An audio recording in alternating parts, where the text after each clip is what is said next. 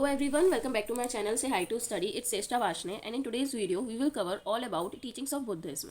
जिसमें हम लोग पढ़ेंगे कि गौतम बुद्ध जो कि बुद्धिज्म के फाउंडर हैं, उन्होंने ऐसी क्या क्या चीज़ें बताई जो कि बौद्ध धर्म में बहुत इंपॉर्टेंट मानी गई हैं। अगर आप लोगों ने टीचिंग्स ऑफ जैनिज्म की वीडियो नहीं देखी है तो पहले उसको जाके देख लें। उसकी लिंक मैं डिस्क्रिप्शन बॉक्स में दे दूंगी ताकि आपको ये वाली चीज़ अच्छे से समझ में आ जाएगी क्योंकि ये इंटरकनेक्टेड है, जैनिज्म और Buddhism. So let us start without any further due. Introduction में मैंने आपको पहले भी बताया था जैन धर्म वाली वीडियो में, टीचिंग्स ऑफ जैनिज्म की वीडियो में, कि जो जैन धर्म है और बौद्ध धर्म है, इन दोनों को सेम ब्रांच ही समझा जाता था, दोनों को सेपरेट रिलीजन नहीं माना जाता था। बाद में ये चीज़ प्रूव हुई कि जैन धर्म और बौद्ध धर्म सेपरेट एक रिलीजन है। पहले इनको सेम ब्रांच का इसलिए माना जाता था क्योंकि जैन धर्म और बौद्ध धर्म दोनों ही कर्म और अहिंसा पे बिलीव करते हैं। दोनों का ही यही मानना है कि जितना अच्छा हम कर्म करेंगे उतना हमारे लिए अच्छा है, उतने अच्छे हमें मतलब फ्रूट मिलेंगे। प्लस और अहिंसा हम नहीं करेंगे, मतलब नॉन वायलेंस हम नहीं करेंगे, चाहे हमारे शब्दों से या एक्शन रिएक्शन किसी से भी, किसी भी एक प्राणी को, चाहे वो एनिमल हो या फिर ह्यूमन बीइंग, किसी को भी कुछ मतलब ठेस ना पहुंचे, कोई हार्म ना हो। जैन धर्म के जो फाउंडर थे, वो रियल जो फाउंडर हैं वो ऋषभ हैं, लेकिन शुरुआत में महावीर को माना गया। उसी तरीके से बौद्ध धर्म के जो फाउंडर हैं वो गौतम बुद्ध हैं। वहाँ पर हमने पढ़ा था कि परशुनाथ और महावीर ने जो है मेन टीचिंग्स दी हैं जैन धर्म की। यहाँ जो टीचिंग्स है बुद्धिज्म की वो गौतम बुद्ध ने दी हैं। So let us start. Gautam Buddha founder है बुद्धिज्म के, मैंने आपको बताया। गौतम बुद्ध ने 45 ईयर्स तक अपनी टीचिंग्स दी। गौतम बुद्ध जो थे वो टीचिंग्स ऐसे नहीं देते थे पर्टिकुलर लिख कर या कोई सेशंस वगैरह ले रहे हो जैसे आजकल लेक्चर्स वगैरह चलते हैं, ऐसे नहीं लेते थे। इनकी जो टीचिंग्स होती थी वो किसी भी तरीके से हो सकती थी, मतलब थ्रू कन्वर्सेशन, किसी से कुछ बात कर रहे हैं, उसके बात करते करते कुछ उन्होंने कुछ ज्ञान दे दिया। लेक्चर्स मतलब उनके कई सारे शिष्य थे जो उनसे ज्ञान लेने आते थे, उसमें कुछ स्टेबल्स हुए या कई सारी चीज़ें होती थी क्योंकि वो एक जगह कभी बैठते नहीं थे, मतलब एक जगह पर्टिकुलर रुकते नहीं थे, तो वो हमेशा एक जगह से दूसरी जगह जाते रहते थे। ही वॉक्ड टाउन टू टाउन, मतलब एक गांव से दूसरे गांव वो जाते रहते थे।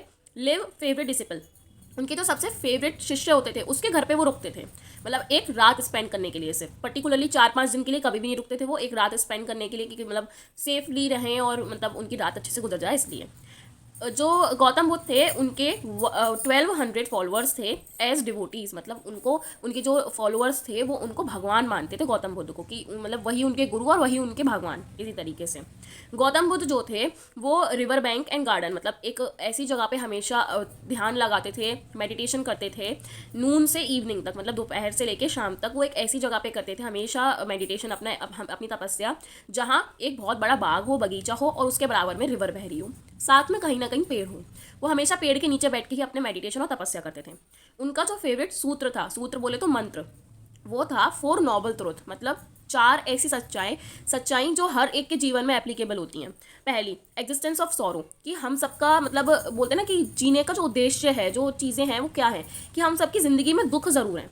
एग्जिस्टेंस ऑफ सॉरो है क्यों इस चीज़ का। दूसरा, कॉज ऑफ सॉरो, ये जो सॉरो है उनके पीछे का कारण क्या है, हमारे डिज़ायर्स, हमारी इच्छाएं। क्यों?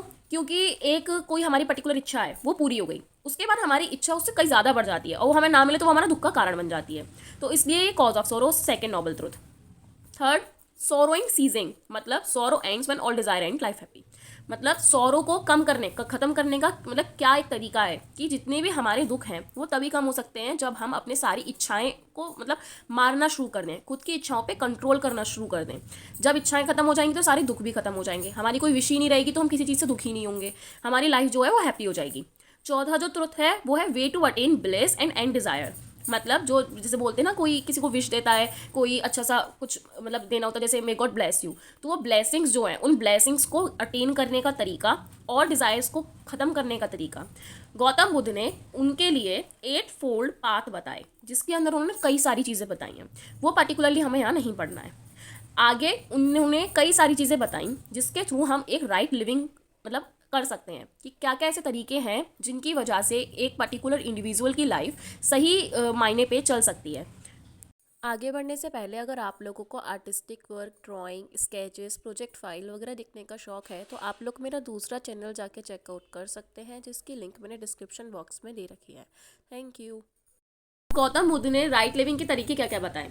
नो किलिंग, कि हमें किसी को भी मारना नहीं चाहिए, चाहे जैसे हंटिंग करते हैं बहुत सारे लोग जीने के लिए, तो हमें वो हंटिंग भी नहीं करनी चाहिए, किसी को भी मारना नहीं चाहिए, चाहे वो एक चींटी क्यों ना हो, क्योंकि उस समय पाप चढ़ता है। नो स्टीलिंग मतलब कोई चीज़ नहीं चुरानी चाहिए। चोरी करने से मतलब सिर्फ ये नहीं है कि मतलब जैसे आज के ज़माने में देखें कि आप किसी के भी घर पे चले गए, सोना चांदी चोरी कर लिया, नहीं। चोरी करने से मतलब कि no take what is not yours, मतलब जो आपका नहीं है आपको नहीं उठाना चाहिए। अगर आपको उठाना है तो पूछ के उठाओ विद परमिशन। विदाउट परमिशन आपको कोई भी काम ऐसा नहीं करना चाहिए जो स्टीलिंग के अंदर आए। तीसरा, नो फॉल्स स्पीक मतलब कोई झूठ नहीं बोलना चाहिए, हमेशा हमें ट्रू बोलना चाहिए, चाहे बात कितनी भी कड़वी क्यों ना हो।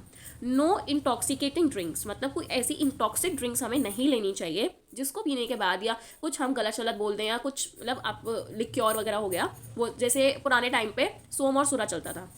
अनचेस्ड बिहेवियर मतलब किसी से कोई बुरा व्यवहार नहीं करना चाहिए। उनका मानना था कि सामने वाला आपसे कितना भी बुरा व्यवहार क्यों ना कर रहा हो, आपको हमेशा उससे पोलाइट ही रहना चाहिए। उसके बाद उन्होंने बताया नो एडिक्शन टू वुमेन, उन्होंने बताया कि आपको महिलाओं से कोई भी लगाव नहीं रखना चाहिए, इवन आपको वो चाहे कितनी ही प्यारी क्यों ना हो। नो रिचुअल वर्शिप केयर, उन्होंने ये भी बोला कि आपको किसी मतलब बोलते हैं ना कि वर्शिप करते हैं, पूजा पाठ करते हैं, उसकी भी कोई चिंता नहीं करनी चाहिए कि पर्टिकुलरली हमें इस तारीख को व्रत रखना है तो रखना है, ऐसा भी उन्होंने कुछ नहीं बोला। उन्होंने बोला कि वर्शिप अपने मन से होती है, कोई एक दिन या तारीख या भगवान वो नहीं है कि इस तारीख को करेंगे इसी भगवान की करेंगे, नहीं, जहाँ आपका मन करे वहाँ करो। मेन जो फोकस उन्होंने बोला वो बोला मेडिटेशन का, कि जितना अच्छा मेडिटेशन करेंगे वही हमारी वर्शिप है। प्योरिफिकेशन उन्होंने बताया बाथिंग गाया से, गया यहाँ पे पर्टिकुलरली एक कोई वो नहीं है बाथ टब वगैरह, गया यहाँ पे कोई भी एक प्योर वाटर हो सकता है, जैसे हिंदू धर्म में गंगा हो गई, तो उसी तरीके से बौद्ध धर्म में उन्होंने बताया कि हम खुद को प्योर कोई भी एक वाटर में, कोई एक ऐसा वाटर जो जैसे पहले इंडस वैली सिविलाइजेशन की मैं बात करूँ तो वहाँ पे ग्रेट बाथ होता था, एक कुंड बना हुआ होता था, उसमें पानी होता था। तो ऐसे ही कोई प्योरिफिकेशन के लिए खुद को प्योर करने के लिए आप किसी भी गया में जाकर नहा सकते हो।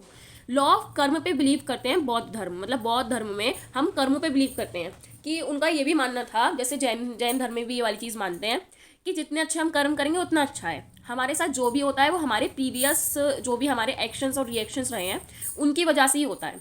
तो लॉ ऑफ कर्म ये कहता है कि जो पुराने हमारे कर्म हैं, हमने जो भी प्रीवियस एक्शंस किए हैं, तो जो प्रेजेंट में हमारे साथ हो रहा है वो उनकी वजह से ही हो रहा है। अगर हमने कोई बैड कर्म किए हैं पास्ट में, उनको ख़त्म करने के लिए हमको कुछ ऐसी चीज़ें करनी होती हैं ताकि जो हमारा फ्यूचर है उसमें कोई इन्फ्लक्स ना हो, कोई दिक्कत ना हो, और वो पीसफुली सेटल हो जाए और हमें अच्छे से मोक्ष मिल जाए। तो ये लॉ ऑफ कर्म ये कहता है।